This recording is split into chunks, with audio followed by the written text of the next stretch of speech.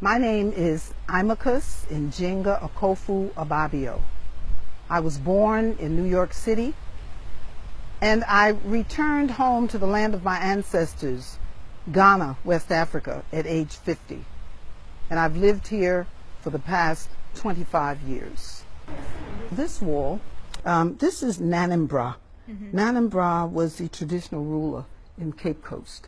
And he invited my husband and I in the first visitors in 1987. I was born in New York City, raised in New York City, went to university in New York City. Professionally, I am a human resource administrator.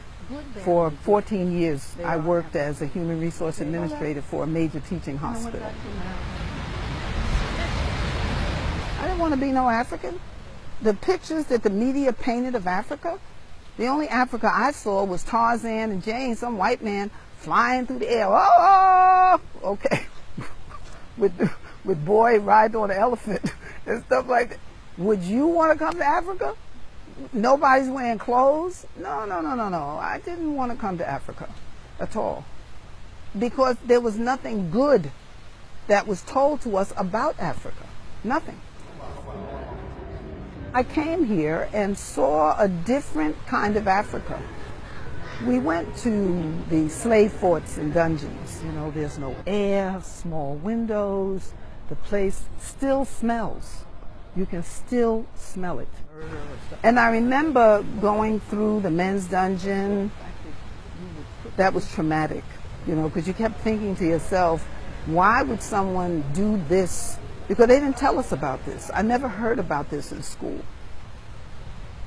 Then I went into the women's dungeon, and when the group was leaving, I asked the man, I just would like to stay behind for a few minutes. This is the women's dungeon. And as I stood there in that dungeon, you know, the room started like filling up. There were women in there. They were women. They were naked. Some of them were half dressed. They were crying. People were screaming. And I remember being terrified, screaming. And then it was like all of a sudden, you know, it's not even all of a sudden, like gradually, I could feel people touching me, you know, soothing me, saying, it's all right. You're home. You're safe. Welcome back.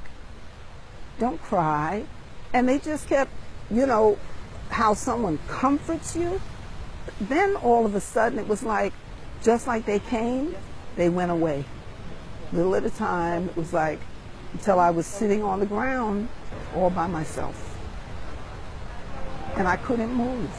But then when I got up and I came out of the dungeons, it was like it was dark, getting almost to nighttime. But I knew when I crossed that threshold and came out of that dungeon that I would never be the same person again. Never. And I knew then that Africa, Ghana, was going to be my home. And in 1990, we moved. We packed up everything. We sold everything that we could sell. All we couldn't sell, we gave away. All we couldn't give away, we threw away.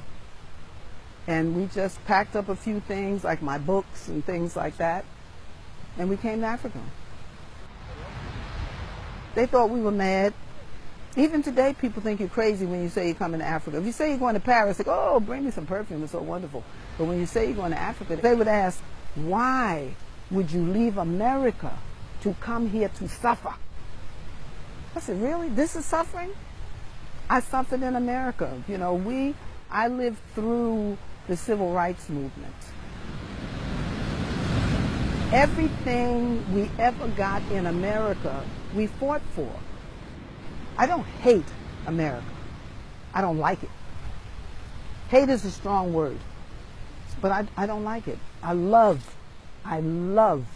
Africa. Okay. And everything in Africa is not perfect.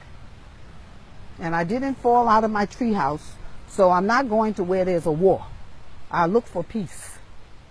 But I love Africa and what Africa represents for me, and prayerfully for my children and my grandchildren, my great-grands, and for those yet unborn.